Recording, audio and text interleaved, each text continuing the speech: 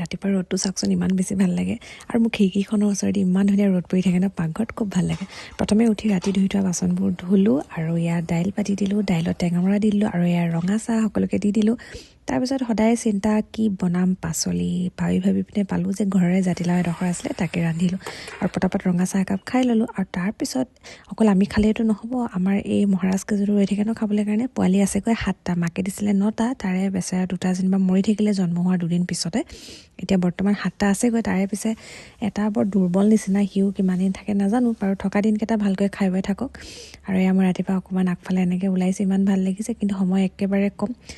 আৰু এয়া আমাৰ ডিঙি আৰু অকণমান দেৰিকৈ উঠিলে তেওঁকো চাহ দিলোঁ চেক দে চেক গুড বয় শিকিলি চেক গুড বয় শিকিলি ভাল ল'ৰা চেক গুড বয় ভাল ল'ৰা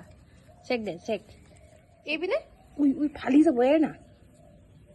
এছো এই দিয়া এই দিয়া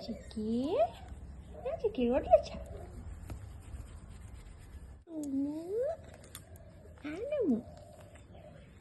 ৰাতিপুৱা উঠি সকলোকে মৰম কৰি লওঁ অলপ নহ'লে মনত বৰ দুখ পায় সিহঁতে আৰু মোৰ আটাইতকৈ কষ্টকৰ কামটো হৈছে এই কম্বলখন জাপা ইমান মস্ত গধুৰ নহয় তাতে কভাৰটো লগাই দিছোঁ আৰু দিগদাৰী